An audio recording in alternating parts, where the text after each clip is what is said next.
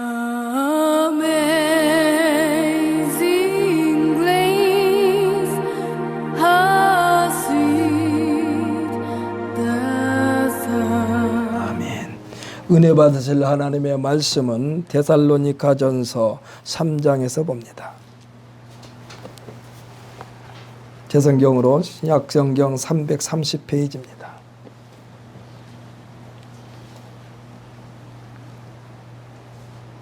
데살로니가전서 3장 1절부터 7절까지 우리 한 몫으로 읽습니다. 이러므로 우리가 참다 못하여 우리만 아덴에 머물기를 좋게 생각하고 우리 형제 고 그리스도의 복음을 전하는 하나님의 일꾼인 디모데를 보내노니 이는 너희를 굳건하게 하고 너희 믿음에 대하여 위로함으로 아무도 이 여러 환난 중에 흔들리지 않게 하려 함이라. 우리가 이것을 위하여 세움받은 줄을 너희가 친히 알리라. 우리가 너희와 함께 있을 때에 장차 받을 환난을 너희에게 미리 말하였는데 과연 그렇게 된 것을 너희가 아느니라. 이러므로 나도 참다 못하여 너희 믿음을 알기 위하여 그를 보내었노니 이는 혹 시험하는 자가 너희를 시험하여 우리 수고를 헛되게 할까 함이니 지금은 디모데가 너희에게로부터 와서 너희 믿음과 사랑의 기쁜 소식을 우리에게 전하고 또 너희가 항상 우리를 잘 생각하여 우리가 너희를 간절히 보고자 함과 같이 너희도 우리를 간절히 보고자 한다 하니 이러므로 형제들아 우리가 모든 궁핍과 환난 가운데서 너희 믿음으로 말미암아 너희에게 위로를 받았노라. 아멘. 할렐루야. 우리 한번 선포합시다. 나는 수지 맞은 인생입니다. 아멘. 할렐루야. 할렐루야. 우리는 환경을 바라보지 않습니다. 우리는 주님만 바라봅니다. 할렐루야. 주님은 승리하시는 주님, 새롭게 하신 주님, 변화시키시는 주님인 줄 믿으시기를 바랍니다. 저는 오늘 본 말씀 데살로니가전서 3장 1절로 7절 말씀을 가지고 흔들면 더욱 강해진다라는 제목으로 은혜의 시간, 은혜를 받기를 원합니다. 사실은 그 앞에 17절, 2장 17절부터 3장 마지막 절까지 다 읽어야 되는데 중간 부분만 읽었습니다. 언젠가 TV에서 맹금류에 속한 다큐멘터리 프로를 잠깐 본 적이 있습니다. 맨 처음에 여러 마리의 새끼가 알에서 부화되는데 맨 나중까지 살아남는 새끼는 몇 마리 되지 않았습니다. 먹이를 물어다가 새끼들에게 먹이면서 장래성이 없는 새끼에 대하여 한 마리씩 포기하는 것을 보았습니다. 이건 부모가 포기하는 거예요. 어미새가 포기하는 거예요. 왜? 새끼들도 먹이는데 자기 몸도 절단나는데 구태여 시원찮은 새끼한테 정성을 들일 필요가 없다는 얘기예요. 맹금류 하면은요 어떤 새입니까? 독수리나 올빼미나 부엉이나 매 등입니다. 이런 것을 들을 수가 있습니다. 이들은 우선 눈이 매섭게 생겼습니다. 그리고 부리가 낚시바늘처럼 끝이 구부러져 있어서 먹이를 잡아 당기면은 찢어질지언정 입에서 빠져나가지를 못합니다. 또 발톱은 어떻습니까? 발톱은요 먹잇감을 움켜쥐면 빠질 수도 없고 급소의 치명상을 입혀서 곧바로 죽음에 이르기도 합니다. 이와 같은 맹금류는요 새끼를 양육할 때부터 치열한 경쟁 속에서 살아남을 새끼만 집중적으로 강하게 양육하여 하늘의 왕자를 차지하게 한다는 것입니다. 알에서 갓 부한 새끼들은요 다 똑같아요. 모양도 똑같고 움직임도 거의 똑같아. 그런데 먹이를 물어 나르는 엄마새와 아빠새가 이 새끼들의 마음을 흔들기 시작합니다. 막 흔들어요. 먹이를 금방 안 줘요. 입을 쩍쩍 벌리면서 아주 그냥 몸부림치는 새끼 먼저 먹이는 거예요. 경쟁을 붙입니다. 그리하여 형제들이 안이 따위는 생각도 안 합니다. 배가 고파 죽든지 둥지에서 떨어져 죽든지 상관하지 않습니다. 수단과 방법을 다 동원하여 스스로 살아남도록 엄마새와 아빠새가 그렇게 훈련을 시키는 거예요.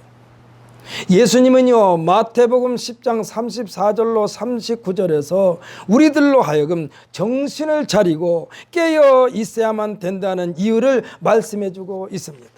예수님 하면 어떤 생각이 듭니까? 사랑이 많으시고 긍휼이 많으시고 관용과 용서가 넘치시는 분으로만 우리가 알고 있다면 오산입니다. 마태복음 10장 34절로 39절까지를 함께 읽어보십시다. 신약성경 16페이지입니다.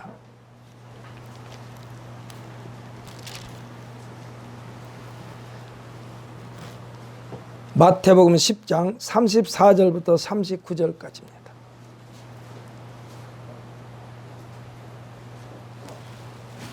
신약성경 16페이지 34절부터 39절까지 함께 읽습니다. 내가 세상에 화평을 주러 온 줄로 생각하지 말라. 화평이 아니요 검을 주러 왔노라. 내가 온 것은 사람이 그 아버지와 딸이 어머니와 며느리가 또 시어머니와 불화하게 하려 함이니 사람의 원수가 자기 집안 식구리라. 아버지나 어머니를 나보다 더 사랑하는 자는 내게 합당하지 아니하고 아들이나 딸을 나보다 더 사랑하는 자도 내게 합당하지 아니하며 또 자기 십자가를 지고 나를 따르지 않는 자도 내게 합당하지 아니하니라. 자기 목숨을 얻는 자는 잃을 것이요 나를 위하여 자기 목숨을 잃는 자는 얻으리라. 아멘. 할렐루야. 예수님의 출현은요, 세상과의 전쟁이라고 그랬습니다. 화평을 주러 온 것이 아니고 검을 주러 왔다라고 그랬어요. 죄악과의 전쟁입니다. 그러니까 예수님께서 이 세상에 오신 것은 세상과의 전쟁이요, 죄악과의 전쟁입니다. 질병과 저주와의 전쟁입니다. 이 와중에 있는 우리들에게 어떻게 대처해야만 되는가의 가르침이 예수님께서 말씀하신 천국 복음인 줄 믿으시기를 바랍니다. 그러니까 예수님의 말씀은요, 세상과 싸워서 이길 수 있는 말씀이요, 할렐루야. 질병과 저주와 싸워서 이길 수 있는 말씀이요. 그렇기 때문에 예수님의 말씀은 천국 복음은 실패하는 복음이 아닙니다. 성공하는 복음이고 올라가는 믿음이고 승리하는 믿음이요. 그래서 이 천국 복음은 우리에게 승리의 에너지를 공급해 주시는 예수님의 말씀인 줄 믿으시기를 바랍니다. 심지어 예수님께서는요, 성전까지도 무너지리라 하셨어요. 마가복음 13장 2절에서 예수님께서 이르시되 내가 이 큰 물을 보느냐, 이 큰 건물을 보느냐, 돌 하나도 돌 위에 남지 않고 다 무너뜨려지리라 하셨어요. 성전도 무너뜨리지라 했어요. 왜일까요? 웅장한 성전 그대로 두면은 그 건물이 우상이 되니까 그 성전도 다 무너뜨려 버리는 거예요. 그래서 하나님은요, 나의 어떤 형상도 만들지 말라고 그랬어요. 사랑하는 성도 여러분, 혹시 여러분 가정에 예수님의 초상화 있을 거예요? 저도 있어요. 그러나 예수님 초상화 그 앞에 가서 절대로 기도를 한다든지 머리를 조아리다든지 그러면 안 돼요. 그는 그냥 예수님의 형상일 뿐이요, 그냥 그림일 뿐이요, 생명이 없어요. 그러므로 우리는 하나님 외에 그 어떤 것에도 경배해서도 안 되고 섬겨서도 안 되고 공경해서도 안 됩니다. 우리는 오직 만군의 여호와 하나님, 우리 하나님을 우리 주 예수 그리스도의 이름으로 문을 두드릴 수 있도록 예수님께서 문을 활짝 열어놓으신 줄 믿으시기를 바랍니다. 그래서 예루살렘 성전이 지금 없어요. 예수님 당시에 있던 성전이 없어요. 왜 다 무너졌을까요?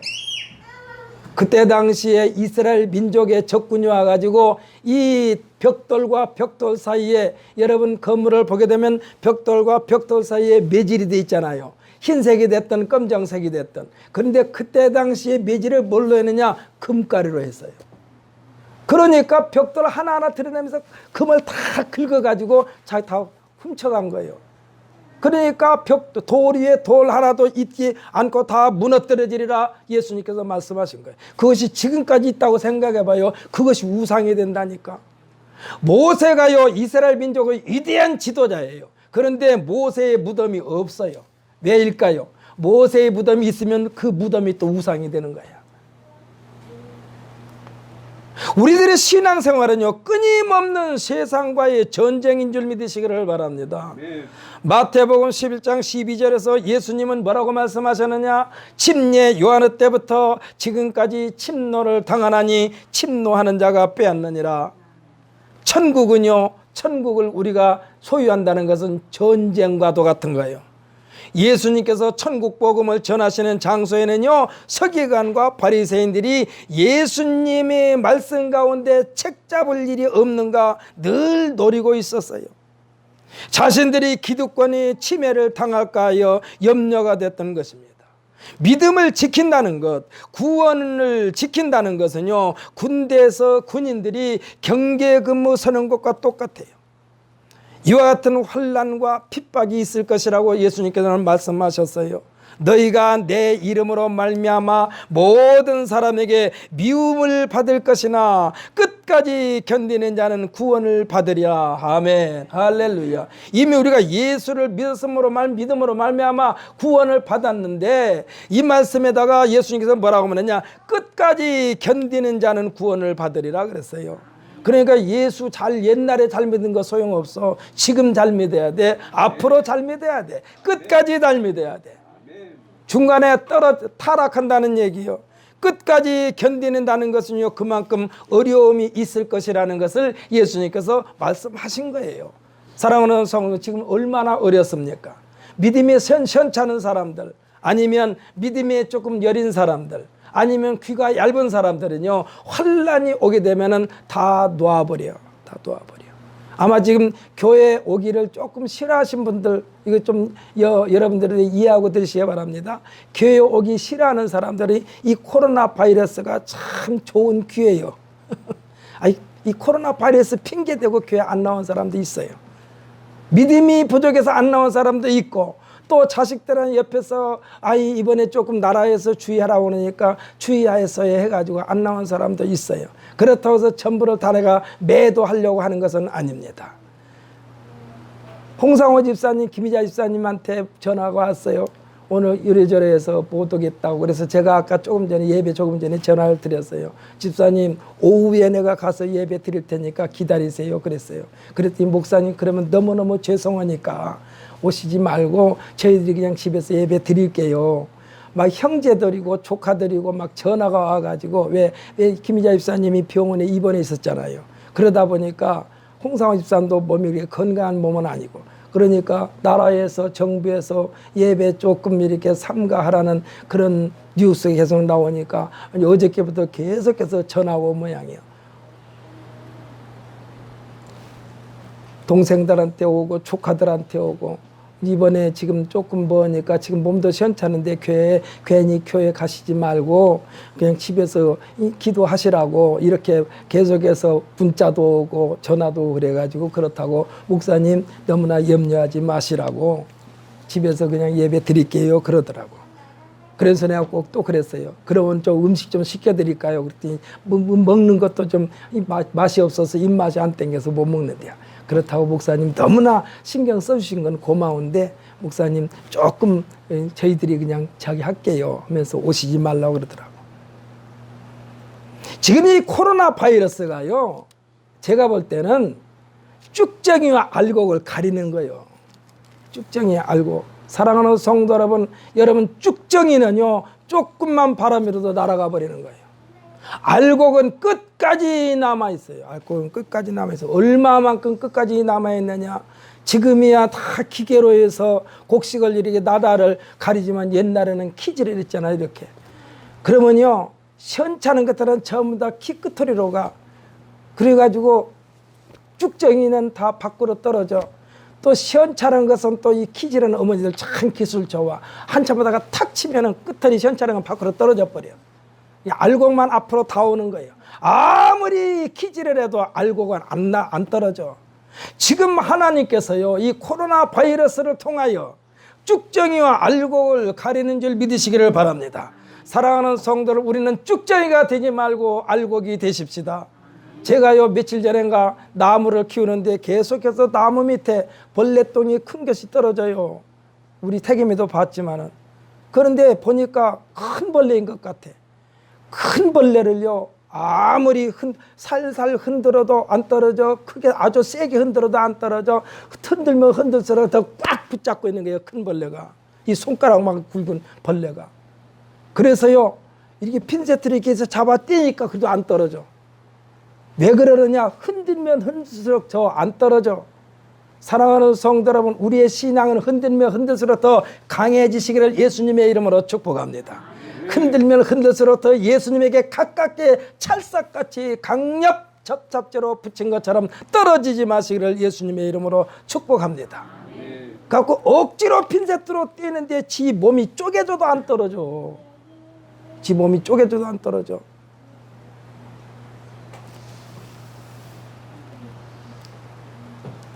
우리가 훈련에 임하는 자세는요, 겸손과 인내일 뿐입니다. 베드로전서 5장 6절로 11절에 기록되어 있습니다. 그냥 하나님은 지금 훈련시키는 거예요. 우리를 이 어려움을 통해서 훈련시키는 거예요. 신앙생활은요, 그저 주어지는 것이 아닙니다. 신앙생활은 천국에 들어가기 위하여 구원받은 성도들이 훈련받는 것이 교회고, 이 세상에서의 신앙생활인 줄 믿으시기를 바랍니다. 신앙생활을 잘한다는 것은 훈련을 잘 받는다는 뜻이요. 신앙생활이 언제 끝나느냐? 천국에 들어가면 신앙생활은 끝나요. 왜 끝난다고 생각합니까? 천국에서는 신앙생활 그 자체가 필요가 없어요. 왜냐하면 천국 그 자체가 내가 사는 곳이기 때문에. 주님을 대면하고 예수님을 대면하고 주님과 함께 있고, 그런데 무슨 신앙생활이라고 말할 필요가 없어요. 이 땅에 있는 동안의 신앙생활은 훈련인 줄 믿으시기를 바랍니다. 아무리 목사를 할지라도 목사도 신앙 훈련 받고 있는 거예요. 신앙생활하고 있는 거예요.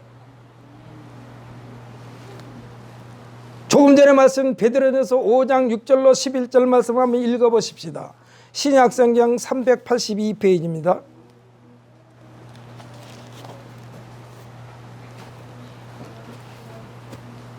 베드로전서 5장 6절에서부터 10절까지 382페이지입니다.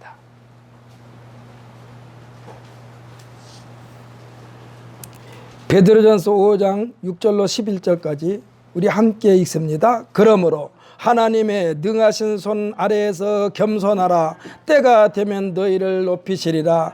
너희 염려를 다 주께 맡기라. 이는 그가 너희를 돌보심이라. 근신하라. 깨어라. 너희 대적 마귀가 우는 사자같이 두루 다니며 삼킬 자를 찾나니 너희는 믿음을 굳건하게 하여 그를 대적하라. 이는 세상에 있는 너희 형제들도 동일한 고난을 당하는 줄을 알미라. 모든 은혜의 하나님 곧 그리스도 안에서 너희를 부르사 자기의 영원한 영광에 들어가게 하시니가 잠깐 고난을 당한 너희를 친히 온전하게 하시며 굳건하게 하시며 강하게 하시며 털을 견고하게 하시리라. 권능이 세세 무궁하도록 그에게 있을지어다. 아멘. 할렐루야. 예수님께 있는 권능 세세 무궁토록 예수님께 있을 그 권능은 예수님으로부터 택함 받은 성도들에게도 함께 누리는 권능인 줄 믿으시기를 바랍니다. 예수님께서 그랬잖아요. 우리에게 권능을 주시는데 어떤 권능을 주셨느냐? 뱀과 전갈을 밟으며 원수의 모든 능력을 제해할 권세를 주셨다라고 그랬어요. 사랑하는 성도 여러분, 여러분에게 권세를 주셨는데 그것을 활용하지 않으면 운전면허증 가지고 장롱 속에다 넣는 것도 똑같아요. 수시로 사용해야 돼요. 권능. 나사렛 예수의 이름으로 기도하고 나사렛 예수의 이름으로 악한 원수마귀 사탄의 세력을 쫓아내고 악한 원수마귀 사탄의 세력을 결박시키시는 권능인 줄 믿으시기를 바랍니다. 오늘 여러분 이 시간 이후에 집에 가글랑 하나님께서 주신 권세를 써놓으세요. 아예 주기도문처럼. 내가 나사렛 예수의 이름으로 명하노니 나를 힘들게 하고 어렵게 하고 곤곡해 하는 악한 원수 마귀 사탄의 세력아, 내가 나사렛 예수의 이름으로 명하노니 내게서 떠나가라. 이렇게 이 권세를 사용하라니까요. 이 권세를 사용해야 돼요. 여러분 어려움이 있을 때 이 권세를 사용하세요. 사용하지 않으면 장롱 속에 넣어놓은 운전면허증과 똑같아요. 면허증은 운전을 해야 면허증이 효력이 있는 것이지. 장롱 속에 감춰놓은 것 아무리 가지고 있으면 뭐해. 운전석에 앉아서 한 바퀴도 자동차를 앞으로 못 밀고 가는데. 사랑하는 성도 여러분, 나사렛 예수의 이름으로 우리는 명령하여 악한 원수마귀 사탄의 세력을 물리칠 수 있는 권능을 주신 줄 믿으시기를 바랍니다. 그래서 신명기 28장에 보게 되면 뭐라고 기록되느냐? 내 대적이 너를 치러 한 길로 들어왔으나 내 앞에서 7길로 도망하리라. 할렐루야. 혼비백산시키는 거예요. 나사렛 예수 앞에서는. 나사렛 예수 앞에서는 뭐 목사가 가서 안수해서 기도하는 거, 물론 목사가 안수해서 기도도 나을 수도 있죠. 그러나 예수님께서는 내 믿음대로 될지어다라고 그랬어요. 내 믿음대로. 예수님도 내 믿음대로 될지어다라고 그랬는데, 내가 아무리 신령한 목사라 할지라도 예수는 아니에요. 예수 이름으로 기도하는 것이고, 기도를 받는 본인의 그 믿음이 병을 낫게 하고 치료하신 줄 믿으시기를 바랍니다. 그래서 사도 바울 선생님이 뭐라고 그랬느냐? 기도하기 전에, 누구를 위하여 안수 기도하기 전에 그에게 종교심이 있는 것을 발견하고, 여기서 말하는 종교심이 뭐냐? 확실한 믿음을 발견하고, 그때 사도 바울 선생이 기도했다고 그랬어요. 기도했다고 그랬어. 아무 믿음도 없으면서 목사한테 안수 받으려고 오고 목사한테 기도받는 것은요, 점쟁이한테 점치는 것도 똑같은 거예요. 이게 무당신앙이에요. 무당신앙. 자기는 믿음이 없으면서 목사한테 머리 디민 거, 이거 무당신앙이요. 무당신앙. 우리에게는 확실한 말씀이 있잖아요. 성경 말씀. 누가 뭐라 해도 성경 말씀. 누가 와서 우리를 꼬투리를 잡아도 성경 말씀. 하나님의 아들 예수님도 마귀가 와서 시험할 때 뭐라고 그랬나요? 네가 만일 하나님의 아들이거든, 네가 만일 하나님의 아들이라면, 네가 만일 하나님의 아들이거든, 이렇게 계속해서 하나님의 아들, 하나님의 아들, 하나님의 아들, 계속해서 하나님의 아들인 것을 몰아붙이면서 예수를 이용하려고 했지만, 예수님 자신도 뭐라고 그랬느냐? 기록되어 있는 하나님의 말씀을 가지고 마귀를 물리친 줄 믿으시기를 바랍니다. 예수님도 기록되는 하나님의 말씀으로 했어요.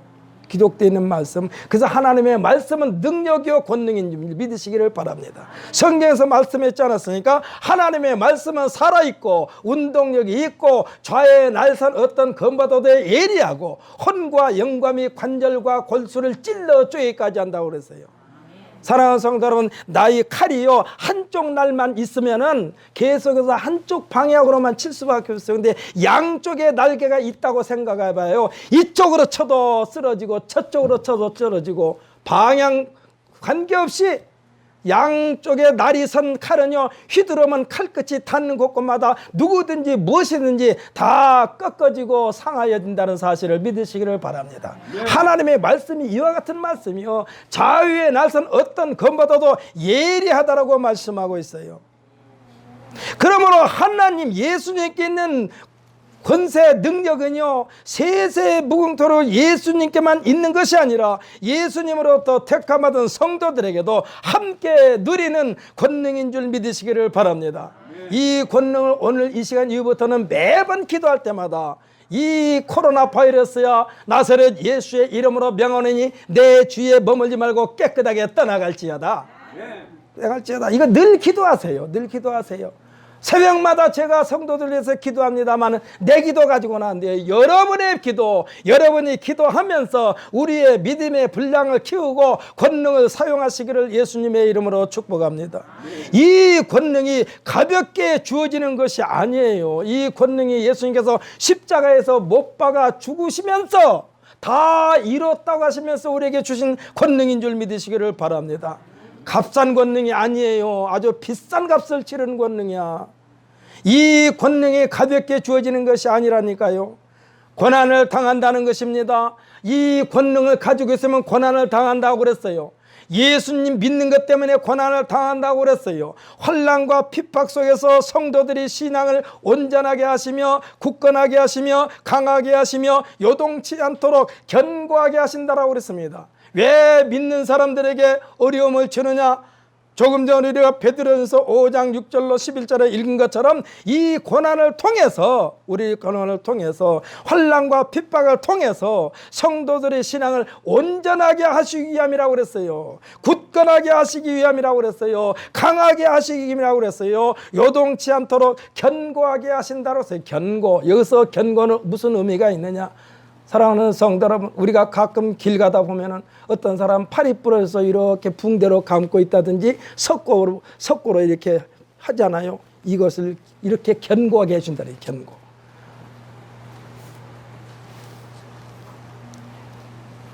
이 기부스로 하지 않습니까? 이 기부스로 하면요, 이 팔뚝이 여기 좀 꺾어졌는데, 뼈가 으스러졌는데, 이걸 해놓으면은 웬만큼 부딪혀도 괜찮아요. 그래서 석고로 단단하게 이렇게 기부스를 한 거예요. 지금 우리에게 고난을 주신 것은 우리의 신앙이 웬만큼 부딪혀도 다치지 않고 무너지지 않고 견고하게 하시기 위하여 우리에게 고난을 주신 줄 믿으시기를 바랍니다. 아멘. 사랑하는 성도 여러분, 예수 잘 믿는데 왜 나에게 고난이 오나? 예수님도 고난당했는데, 왜 내가 예수를 잘 믿는데 고난이 오는가? 예수님도 고난당했다니까.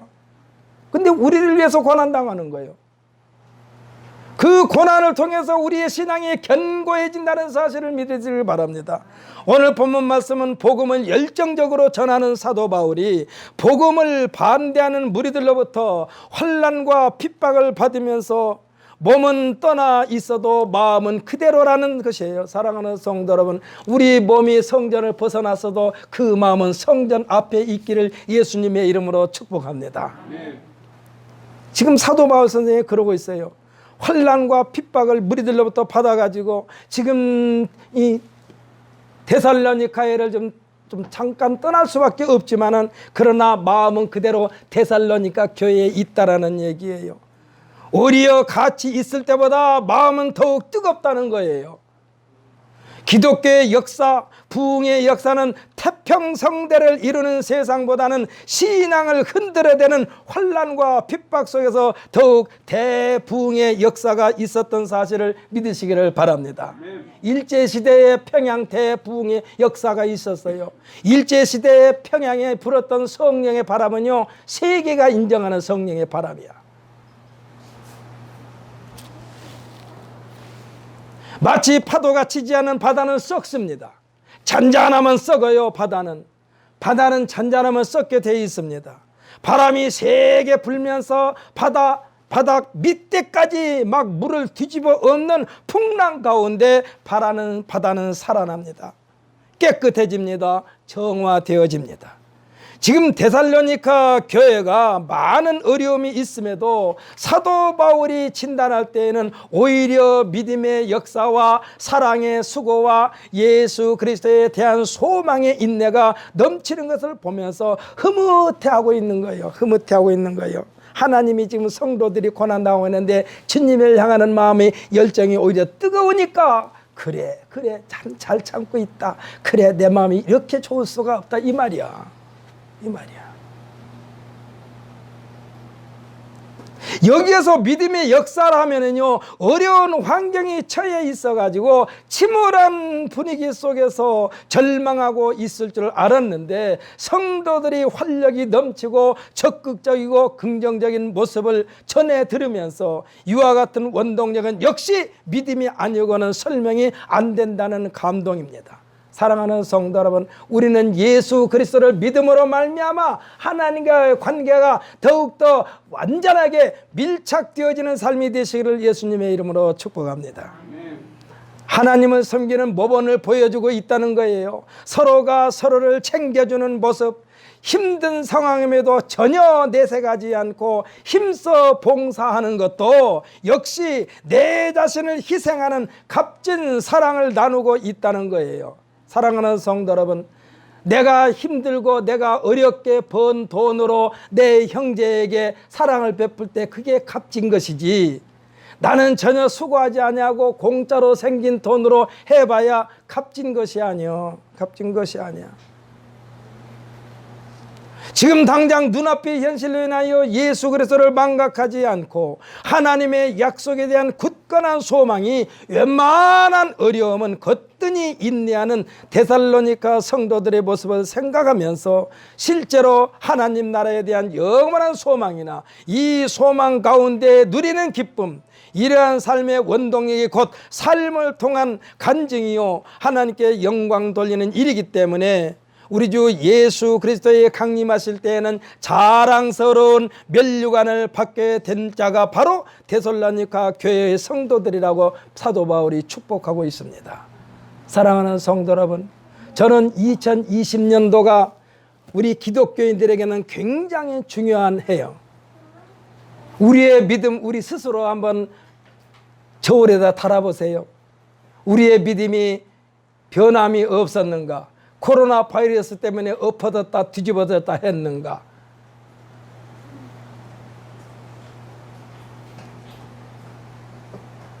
사도 바울 하면은 예수님 다음으로 복음 전파의 현장에서 이루 말할 수 없는 환난과 핍박과 또한 협박에 시달림 받은 몸이었는데도 바울 자신이 전하여준 복음의 위력은요 실감을 실감하면서 인간의 편에서 볼 때는 사도 바울 선장이 만신창이가 된 바울이 데살로니가 교회의 성도들을 생각하면서 데살로니가 교회의 사랑하는 성도들이여 너희는 우리의 영광이요 기쁨이라고 선포하면서 즐거워하고 있습니다.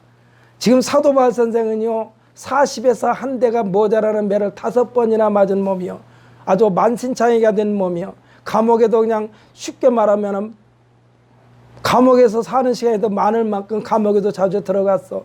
핍박도 받았어. 멍석마리도 당했어. 낭떠러지에서 밀어가지고 떨어지기도 했어. 그런 몸이지만은 지금 자기가 복음을 전하여 데살로니가 교회 성도들이 신앙생활을 열심히 하는 것을 보면서 즐거워하여 어찌할 바를 모르고 있는 사도 바울 선생을 우리 생각해 보세요. 사랑하는 성도 여러분, 구원의 기쁨은요 어느 특정된 사람이 전유물이 아니라는 사실을 믿으시기를 바랍니다. 누구든지 잘난 사람이나 똑똑한 사람이나 가릴 것 없이 누구든지 예수 믿는 그 믿음으로 말미암아 우리가 구원을 받는다는 사실을 믿으시기를 바랍니다. 오늘 아침에 제가 섬기던 교회 목사님의 설교를 제가 들었어요. 마당에서 뭐 하면서 핸드폰에 좀 크게 틀었더니 저 뒤에는 이선재 권사가 나더러 이어폰에다 끼고 하라고 해서 하여튼 어찌됐건 주머니에다 놓고 들었어요. 조용조용히. 나 혼자만 듣기 아까워서 좀 크게 들었더니 그 그릇 좀 줄이라는 신호를 받고 주머니에다 놓고 들었어요. 그 목사님의 설교 말씀 제가 32년 동안 들었던 설교 말씀이지만 지금도 들으면요 맛있어요. 그 목사님은 누구에게 인기 얻으려고 막 미사오고 그런 거 하지도 않아요. 설교 시간에 웃기는 말도 안 하셔요. 그 목사님은 아주 그냥 교과서적인 말씀만 해. 근데 그 목사님이 뭐라고 말씀하셨느냐? 우리의 믿음은 굉장히 간단하게 하나님께서 만들어 놓았는데 너희들이 어찌하게 복잡하게 생각하느냐? 그래, 복잡하게 생각하느냐? 인생의 마라의 쓴물을 만났을 때 하나님은 옆에 있는 나무가지 꺾어서 그냥 물에다 던지라고 그랬으면 그냥 던지면 되는데 이놈의 나무가지를 그렇게 분석한다고 이것을 하나님께서 나무가지 던지라고 하는데 이거 진짜 던져야 되나 말아야 되나 자꾸 생각한다는 얘기요. 하나님께서 부르짖으라고 하면 부르짖으면 되는 거야. 할렐루야. 기도하라고 했으면 기도하면 되는 거예요. 내가 기도하면 될까? 내 믿음 가지고 기도하면 될까? 이러지 말라는 얘기가 하나님은 간단해요. 하나님의 답변은 간단해요. 복잡하게 만들어서 누가 복잡하게 만들어? 신학자들이 복잡하게 만들어. 신학자들이. 그 신학자와 목사와의 틀린 점 뭐냐? 신학자들은 쉬운 말도 복잡하게 만드는 게 신학자고 목사는 복잡한 것도 간단하게 만드는 게 목사예요. 그래서 성도들에게 복잡한 하나님의 말씀을 간단하게 해서 먹여주는 게 목사예요. 신학자들은요, 신학생들도 받아들이기 어렵게 막 깊이 분석해 놔. 그냥 엄마가 주는 밥 애기들은 그냥 그대로 밥 말아서 먹으면 돼요. 거기다 대고 이게 비타민이 몇 퍼센트나 들었을까, 칼슘이 얼마나 들었을까, 어린아이가 그거 분석하고 있으면 엄마가 속 터지지. 그냥 엄마가 준 거 그냥 그대로 먹어. 할렐루야. 하나님의 말씀은 그냥 부르짖으면 부르짖으면 되는 거예요. 인생의 마라 쓴물을 만나면 그냥 가지 하나 던지라고 그래서 여기서 말해 가지는 뭐를 의미냐? 십자가를 의미하는 거예요. 십자가. 어려운 문제 있을 때 십자가 앞에 나오면 된다는 얘기예요. 이것저것 따지지 말라는 얘기예요. 예수님께서 전해주신 천국 복음은요, 모두가 행복하기를 원하시는 하나님의 선물인 줄 믿으시기를 바랍니다. 나는 죄 때문에 안 돼. 나는 뭐 때문에 안 돼. 뭐 때문에 안 돼. 이거 아니에요. 저는 아까도 여기 설교 강단에 올라오기 전에 목회실에 잠깐 하나님 앞에 기도할 때 그랬어요. 하나님, 제가 수억 가지의 허물이 많지만은 그동안에 그 수억 가지의 허물 가운데에 그래도 0.0000001%라도 쓸모짝이 있어가지고 오늘날 이 종을 목사로 세우신 줄 믿사오니 그 0.00001%라도 주님의 영광을 위해서 충성하게 하여 주옵소서 하고 기도했어요. 허물투성이지만은 그러나 하나님께서 나에게 있는 것을 그 중에서도 쓸만한 게 하나 있어서 뽑아서 쓰시는 거예요. 할렐루야. 자동차 폐기장에, 자동차 폐차장에 가면은요, 다 그냥 용광로에다 집어넣는 게 아니에요. 그동안 그 폐차시키면서 쓸만한 부속은 빼놔요. 왜? 다른 차에다 써먹으려고. 제 인생이 폐차장에서 폐차시키는 그런 인생이라 할지라도 그 가운데 쓸만한 것을 하나님께서 쓰시려고 오늘날 나 같은 것을 목사로 세우시지 않았습니까? 하고 하나님 앞에 기도했어요.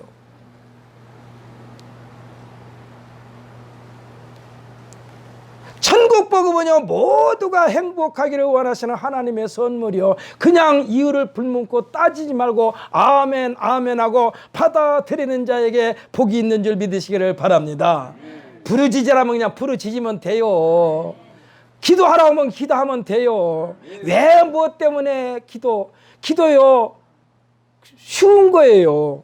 쉬운 거예요. 그게 그냥 어렵게 하려니까 힘들어. 어렵게 하는 것은 신학자들이 한다니까. 신학자들이. 우리들은 그냥 간단하게 기도하라면 기도해요. 기도가 뭡니까? 하나님 저 여기 있어요. 하나님 저 여기 있어요. 하나님 저는 내 자신에 대해서 잘 몰라요. 근데 하나님은 제 자신에 대해서 다 알죠. 제 자신 힘들어 죽겠어요. 힘 안 들게 해주세요. 그냥 그러면 되는 거예요. 그냥 구구절절 많이 하면 좋죠. 구구절절 많이 하면 좋죠. 구체적으로 하면 좋죠. 그러나 구체적으로 하다 보면은요, 하나님을 향한 믿음이 자꾸 떨어져. 그러니까 구체적으로 하려고 하지 말고 간단하게 하세요. 간단하게. 얼마나 간단해. 그냥 예수 믿으면 된다는 얘기요. 기도하면 된다는 얘기요. 부르짖으면 된다는 얘기요. 예수님께서 그렇게 말씀하셨다니까. 구하라 그러면 내게 주실 것이요. 찾으라 그러면 찾아질 것이요. 문을 두드리라 그러면 열릴 것이라. 그러니까 구하고 찾고 두드리면 되는 거예요. 이것이 기도입니다. 이것이 기도예요. 예수님은 예수님의 제자들 주변에는요, 원망하는 사람도 원수도 핍박하는 사람도 다 내 편 되게 하라고 그랬어요. 내 편 되게 하라고 그랬어. 그러면서 뭐라고 그랬어요? 원수를 사랑하라고 그러고 너를 핍박하는 자를 기도하라고 그랬어요. 결국은 사랑은요, 모든 것을 흡수하는 능력이요 권능인 줄 믿으시기를 바랍니다. 예수 그리스도의 복음은요, 천국 시민권자들을 굳건하게 세우는 에너지인 줄 믿으시기를 바랍니다. 믿음을 더함 받는 능력입니다. 한치 앞을 내다볼 수 없는 상황이 우리 주위에서는 언제든지 일어날 수 있다는 것을 우리들은 실감해야 합니다. 이번 대홍수 피해도요, 이론적으로는 만반의 준비가 다 되었다 해도 급작스럽게 발생하는 돌발 사태에 대해서는 누구든지 속수무책일 수밖에 없어요. 수자원공사에서 자기네들 나름대로는 다 매뉴얼대로 다 했어요. 그런데 매뉴얼대로 한다고 해서 그것이 되는 게 아니요. 한꺼번에 물폭탄이 터졌는데 그걸 누가 감당을 해? 어떻게 감당을 해? 아마 만약의 경우 수자원공사에서 보호가 터지지 않고 거기가 물을 가득 채웠는데 그대로 있었고 밑에 내려갔을 때 피해가 없었다면은 장마가 끝난 뒤에 떼약볕이 비치고 가지고 계속해서 가뭄이 있을 때 수자원공사가 물을 받아놓은 걸 계속해서 내려보내면서 전혀 가뭄의 피해가 없었다면은 또 수자원공사는 칭찬을 들었을 거야. 그렇지 않습니까? 그 물이 비가 그렇게 많이 왔는데 수자원공사에서 물을 잘 보호해가지고 그냥 몇 달 동안 물 한 방울 안 떨어지고 계속해서 가뭄이 있었을 때에 위에서 전혀 비가 안 와도 비가 올 때와 똑같이 물을 계속해서 수자원공사에서 내려 보냈다고 해봐요. 그러면 그거에 대한 것도 칭찬을 했을 거예요. 하나님이 하시는 일은요, 우리들이 어떻게 할 수가 없어. 할 수가 없어. 돌발 사태에 대해서는 누구든지 속수무책일 수밖에 없어요. 어떨 때는요, 심하게 표현한 말로 호들갑을 떤다라고 할지라도 과잉 대처가 최선일 수 있다는 사실이요. 우리가 성경 말씀을 읽노라면 하나님께서는 우리 인간들의 편에서 생각할 때 이런 일이 어떻게 일어난단 말인가 하지만 하나님께서는 다 알고 계셨다는 사실을 믿으시기를 바랍니다. 하나님은 다 알고 계신다니까. 그래서 우리가 준비하고 점검하는 일이 중요하다는 거예요. 하나님은요, 너무나 많은 것을 알려고 하지 말라고도 말씀하셨어요. 너무나 많은 것을 알려고 하지 말아라. 전도서 12장 11절로 12절에 보면은 이미 알고 있는 것에 대한 완벽함을 준비하라는 말씀도 됩니다. 한번 읽어봅시다. 구약성경 958페이지 전도서 958페이지 한두 페이지 차이가 날 수 있습니다. 전도서 12장 11절로 12절입니다. 함께 읽습니다. 지혜자들의 말씀들은 찌르는 채찍들 같고 회중의 스승들의 말씀들은 잘 박힌 못 같으니 다 한 목자가 주신 바이니라. 내 아들아, 또 이것들로부터 경계를 받으라. 많은 책들을 짓는 것은 끝이 없고 많이 공부하는 것은 몸을 피곤하게 하느니라. 아멘. 할렐루야.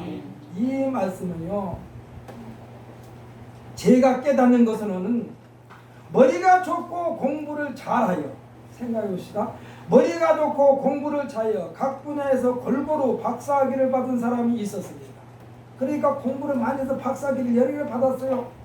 문제는 박사학위를 더 받기 위하여 또 공부를 한다는 데 문제가 있는 거예요. 또 공부를 하는 거예요. 그러면은 계속 공부만 해서 박사학위만 자꾸 받으면 그동안에 공부하고 연구하여 받은 그 해박한 그 지식 언제나 후학들을 위하여 써먹을 것인가? 자신이 가지고 있는 지식을 이제 제자들에게 가르치든지 어쩌든지 풀어먹어야 할 거 아니에요. 언제나 오픈할 것인가? 공부하고 연구하여 받은 그 지식을 사회에 돌려주는 역할을 언제 할 것인가? 하나님은 우리들로 하여금 배운 것을 실제 생활 속에서 적용시켜 나가기를 원하시는 하나님이신 줄 믿으시기를 바랍니다. 계속해서 공부해서 박사학위만 계속해서 쌓아놓으면 뭐 할 거예요? 공부한 것은 이제 풀어야지. 그러니까 예수님 하나님의 말씀에 대해서 많이 아는 것도 중요하지만 이미 알고 있는 것을 실제 생활 속에서 적용시키라, 이 말씀이야. 할렐루야. 지금 예수님께서 주신 권세는 하나님의 자녀가 되는 권세를 주셨으니 그 권세를 활용하라는 얘기예요. 예수님께서는 제자들에게 모든 민족을 제자 삼으라고 했습니다. 제자로 삼는 뚜렷한 목적도 제시했어요. 예수님은 제자들에게 내가 너에게 분부한 모든 것을 가르쳐 지키게 하라 했습니다. 머릿속에 담아만 놓는다면 아무 소용이 없다는 얘기요. 어떻게 해요? 지키게 하라. 실제로 생활하게 하라. 배운 대로 살게 하라는 말씀입니다. 조금 전에 우리가 함께 읽었던 전도서 12장 11절로 12절의 내용도 보면 11절의 내용은 하나님께서 주신 것이기에 지혜자들의 말을 명심하라는 것입니다. 그리고 스승들의 말은 검증받은 것이니 그대로 행하여 유익되게 하라는 거예요. 11절에 12절의 말씀에서는 이것저것 닥치는 대로 지식을 쌓으려 하지 말고 이미 배운 것에 대하여 자주 묵상하라는 것입니다. 그래야만이 배운 지식이 그 인생을 알차게 한다는 것입니다. 세상에는 독자가 없는데 많은 책들이 나와요. 자기 책 많이 썼다고 자랑하려고 그러나 독자도 없는데 책을 계속해서 쓰는 사람도 있어요. 이것은 한마디로 시간 낭비입니다. 지식의 낭비입니다. 물질 낭비입니다. 눈에 보이는 쓰레기도 있지만 눈에 보이지 않는 쓰레기만 만들어낸다는 말씀입니다. 12절 끝부분에 보면 많이 공부하는 것은 몸을 피곤하게 하느니라 했습니다. 우리가 어떤 기계를 생각해 봅시다. 기계를 작동할 때요 보면은 거의 다 제한 시간을 지키라고 되어 있더라고요. 집에서 쓰는 믹서기도 보면은 1분 이상 돌리지 말라고 써져 있어. 그 설명이 되어 있어. 이 제한 시간을 자꾸 여러 번 어기다 보면은 망가집니다. A급 상품을 생산할 수가 없고 불량품이 나오게 됩니다. 성경은 우리에게 각 사람에게 계신 달란트가 있어요. 그 달란트대로 일하면 됩니다. 전도서 12장 12절에 많은 책들을 짓는 것은 끝이 없고 많이 공부하는 것은 몸을 피곤하게 하느니라 라고 말씀하고 있어요. 이제 우리는 알고 있는 것, 이미 배운 것을 어떻게 하면 100% 사회를 위하여 거룩한 편을 쓴다면 하나님의 영광을 위하여 쓸 것인가? 나로 하여금 어떻게 하면 하나님께 영광 돌리는데 내 인생을 사용받을 것인가? 나 자신을 내어드릴 것인가? 이러한 삶이 기쁘고 보람된 삶이 되는 줄 믿으시기를 바랍니다. 사랑하는 성도 여러분, 오늘 우리가 읽은 본문 말씀도 우리들의 아름다운 신앙생활은 말씀을 통하여 하나님의 뜻에 합당한 삶을 주고받는 관계, 때로는 환난과 핍박이 우리를 뒤흔들어도 흔들면 흔들수록 우리들의 신앙은 더욱 굳건하게 자리잡아 훗날 우리 주님 오실 때에 칭찬과 함께 위의 면류관을 받는 우리 모두가 되시기를 예수님의 이름으로 축복합니다. 이러한 삶을 살게 하시려고 사도 바울 선생이 지금 우리에게 말씀해 주는 거예요. 너무나 자꾸 배우려고만 하지 말아라. 배운 것 좀 써먹어라. 배운 것을 좀 다른 사람들에게 베풀어라.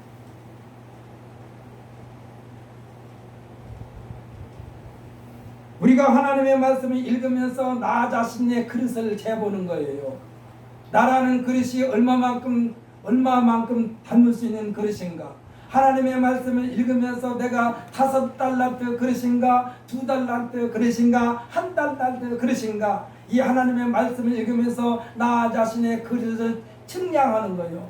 그래서 1달란트 받은 자나 5달란트 받은 자나 2달란트 받은 자나 자기가 받은 달란트대로 열심히만 하면은 상급은 똑같이 주어진다 이 말씀이에요. 성경에 보십시오. 5달란트 받은 자가 5달란트 남겨가지고 10달란트를 가지고 왔어요. 또 2달란트 받은 자가 열심히 일하여 4달란트를 가지고 왔어요. 그런데 5달란트 받은 자나 2달란트 받은 자나 칭찬은 똑같아요. 글자 하나도 안 틀려요. 뭐라고 칭찬했느냐? 착하고 충성된 종이라. 1달란트 받은 사람은요 그대로 땅속에 파묻었다가 그대로 가지고 왔어요. 그 사람이 어디 가서는 나쁜 짓 했다는 소리는 없어요. 그런데 뭐라고 그러냐? 악하고 게으른 종이라고 그랬어요. 이게 1달란트 가진 자도 열심히 일해서 또 1달란트 가지고 왔으면은 하나님으로부터 주인으로부터 착하고 충성된 종이라고 일컬음을 받았을 터인데 1달란트를 그대로 땅에다 파묻어 놨다가 가지고 오니까 1달란트가요 어마어마한 돈이더라고. 계산해 보니까. 사랑하는 성도 여러분, 나라는 그릇을 말씀을 통해서 읽으면서 나라는 그릇이 1달란트 그릇인가 2달란트 그릇인가 5달란트 그릇인가 그것을 생각하면서 나 자신을 100% 하나님의 영광을 위하여 내어드리는 삶이 되시기를 예수님의 이름으로 축복합니다. 그리고 우리의 신앙을 흔들면 흔들수록 더욱 강하게 더 굳세게 더 견고하게 하나님께서 기뻐하시는 귀한 도구로 만들어지고 다듬어지는 우리 모두가 되시기를 예수님의 이름으로 축복합니다. 우리 기도합시다.